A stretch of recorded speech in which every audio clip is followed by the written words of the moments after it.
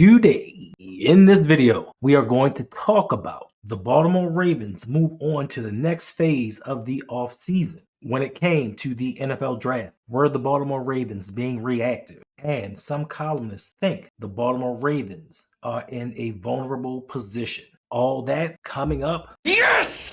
Yes! Oh, yeah! Can you feel that, buddy? Huh? Now.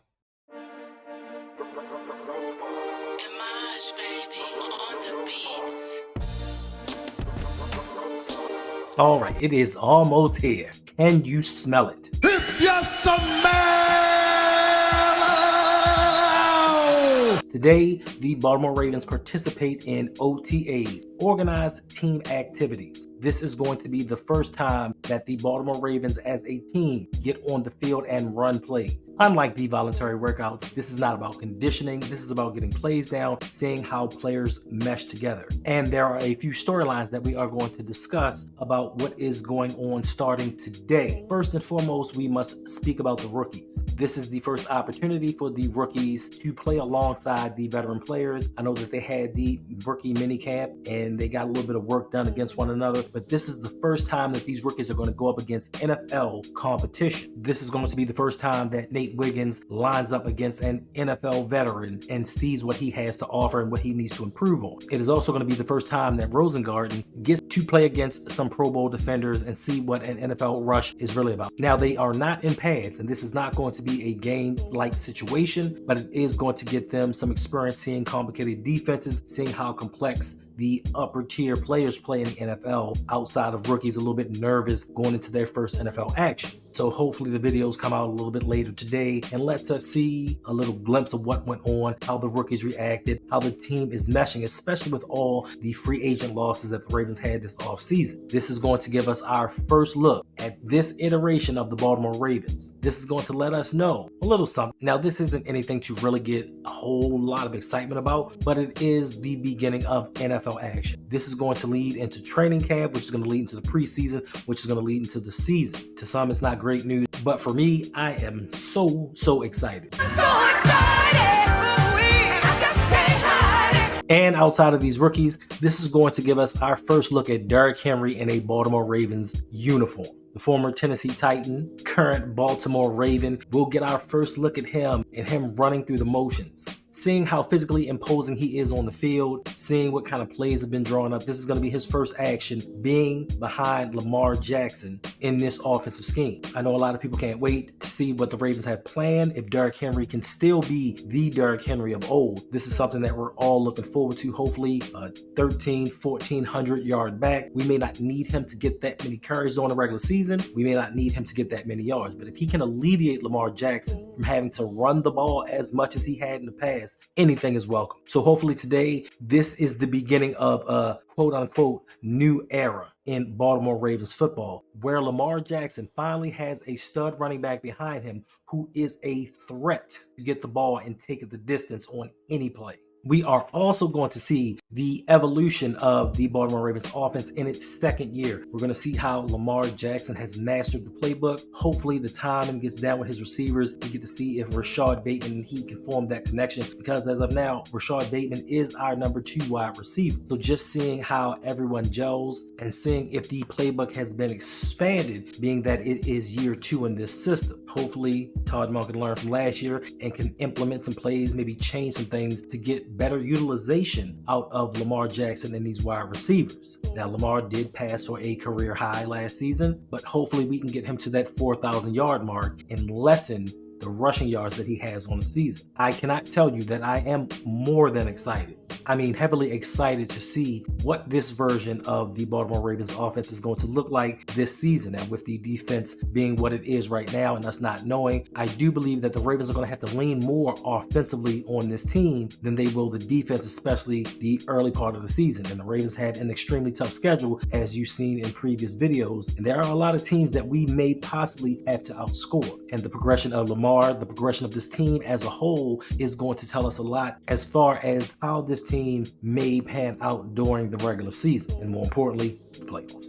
Now, last but not least, we are going to talk about the process of the formation of the Baltimore Ravens offensive line. To me, this may be the most important observation that needs to be made during the OTAs and going forward for the rest of the offseason. It is how this offensive line is going to shape up. It is what pieces the Ravens are going to use to form the five-man front that is going to protect Lamar Jackson. We have a collection of individuals that we need to fill 3 spots, but we, as of right now, don't know who is going to man it. Hopefully, there can be someone that can stand out before the first depth chart is released, and we get to see first and foremost who takes the bull by the horns and demands that position. I don't need anyone to ease into the position like John Simpson did last year. I need somebody to come and say, you know what, this is the position that I want. I'm out here to take it. And a lot of eyes are going to be on Andrew Voorhees, the 7th round pick from last season. I know a lot of people have very high hopes of this young man, as he was extremely well in college, but he did not stay healthy in college. Hopefully, the transition to the NFL, the offseason program, the nutrition, all the things at his disposal can help keep him healthy, and he can display the talent that he had at USC. But as of right now, we don't know what it's going to look like. We can sit here for days and speculate, this guy's going to take this position,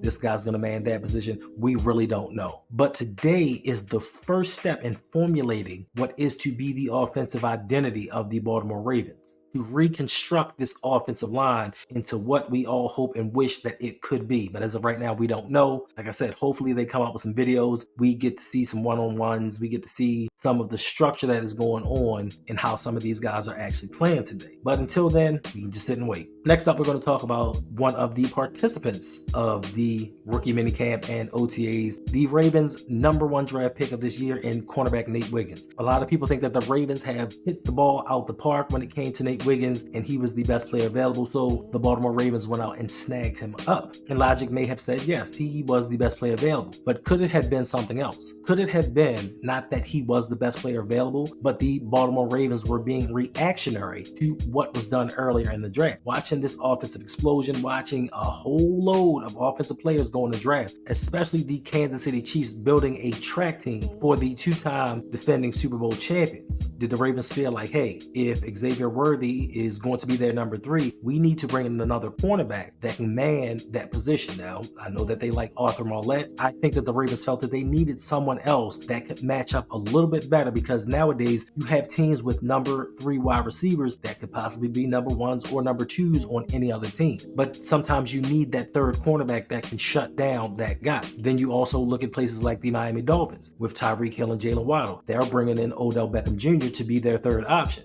Unlike us, where we wanted him to be our main guy, they have him as guy 3, maybe option 4. So you need that cornerback that possibly can shut him down. Now, also, there is a school of thought that Nate Wiggins is actually coming in to be cornerback 2. But does he have enough talent? Does he have enough experience to come in and beat out Brandon Stevens or Marlon Humphrey for that CB2 spot? Because as of right now, if you ask me in my book, Brandon Stevens is CB1. Marlon is still a good corner, but he is not the all-pro that he used to be. And if the Ravens fear that he has lost a step and he has lost a little bit of his talent and he can't seem to stay healthy, are they bringing in Nate Wiggins to be that second cornerback? So these things had me believe that the Ravens brought Nate Wiggins in as a position of need, not best player available. I know that's the jargon that they like to tell people, oh, we just keep drafting best player available. That's what we do. We never draft for need. Bullshit. Plus, you also have to realize Brandon Stevens, free agent next year, possibly want to move on from Marlon Humphrey and his large contract next season. Who knows? So they needed that #1, because there is a possibility that we could lose both of them. It's a long shot, but we possibly could lose both of them, and that would leave Nate Wiggins as the standalone cornerback that actually has talent on this team. The only thing that I ask is, Baltimore Ravens, you value cornerbacks so much to defend wide receivers. Why don't we get wide receivers that teams have to defend from us? We put so much effort into it. We put so much effort into bringing in quarterbacks to stop teams' passing attacks. But we go out there with the most basic, lackluster passing attacks that we could find. We go out there with the cheapest options. Switch it. I just heard somebody today, can't remember where I was listening to it to, but they said that there is a possibility that they could keep all the cornerbacks that they have nearly. So that means that you keep Marlon Humphrey, Brandon Stevens, Nate Wiggins, TJ Tampa, Jalen Armour Davis, Pepe Williams, Arthur Millette. 7 defensive backs right there. And that's not to mention the safeties that we have to keep. That's a lot to put into the cornerback position. Whereas on the opposite side, when it comes to wide receivers, you got Zay Flowers and some dudes. And we hope Tez Walker can be that guy. We really don't know. We hope that Rashad Bateman can live up to his first round billing. Yet to be seen. Could happen, don't know yet. Like I said, we just want equal footing on both sides. You want to stop the pass? How about you have people wanting to stop us? But I digress. And lastly, we are going to talk about NFL.com. They came up with an article today listing, I guess in their opinion, the reigning most vulnerable division champions heading into 2024. And can you guess where the Baltimore Ravens ranked? Nope. Okay. Well, they ranked number 4. Out of the 8 division winners last season, Baltimore Ravens were ranked the 4th most vulnerable team to not win the division this upcoming season, stating that first, Joe Burrow is back and presumably healthy to the Cincinnati Bengals. They upgraded their offensive line. They possibly, for the time being, still have T. Higgins. But for me, where's the running game going to come from? The defensive backfield has still been a little in flux, but they think that Joe Burrow is going to be the difference in bringing Cincinnati back another AFC divisional crown. Next up, they have the Pittsburgh Steelers. And we all know what the Pittsburgh Steelers have done throughout the draft these last couple of years, beefing up that offensive line. But most importantly, they got a quarterback. Coach Tomlin and his never say die attitude, his never say die team, we're not going to have a losing record, has done a lot without having a starting quarterback. Now he has 2 NFL starting caliber quarterbacks on his team. What can they do? To me, the loss of Deontay Johnson may be a problem unless they make some kind of move before the season starts. Defensively, TJ Watt, I still am a little bit iffy on their defensive backfield. I know that they have Joey Porter Jr., who made a difference, but their issue may be safety. They moved on from Patrick Peterson, so this may become an issue. What are they going to do with Najee Harris? Is Jalen Warren going to get a lot of playing time? But they feel that the Pittsburgh Steelers are going to be a threat because of the upgrade at the quarterback position, and that's going to help them possibly win the AFC North crown. And lastly, they have the Cleveland Browns. Not too much to say about the Cleveland Browns outside of what Deshaun Watson are we going to get. He was injured last season. He played well at times. It was just a bunch of inconsistency. You don't know what you're going to get from Deshaun Watson. Is this now the time that he's come full circle and regained the form that he had in Houston? We are yet to know. Things that we do know are that the Cleveland Browns have a strong defense. They have a strong offensive line. A couple of their offensive linemen were injured and were out for the year last season. They get them back. They added Jerry Jeudy to the passing attack. But more and most importantly to me is Nick Chubb. He is supposed to return this season. When he does, may have a resounding effect on what the Cleveland Browns do and how effective is he going to be coming off of that injury. Because if they can get Nick Chubb back to half of what he was, that takes a lot of pressure off Deshaun Watson and quite possibly help the Cleveland Browns win the AFC North. But without Deshaun Watson playing up to the level that he needs to, a lot of people believe that the Cleveland Browns are going to come in last place in the division. So let me know what you think. Did they get this right? Did they get this wrong? Is it too high? Do you think that the Ravens are still going to keep that stranglehold on the AFC North just because we have the defense that we have and we have Lamar Jackson? But the loss of Mike McDonald may be an issue. The loss of the free agents, who knows? We shall see. So this season, more than a lot of seasons in the past, has us at the edge of our seat because we don't know what's going to happen. We don't know what this defense is going to do. We hope that the offense can progress from last season and become a lot better. But to me, I think we still have this division on lock. But the biggest question is, have these teams caught up to the Ravens?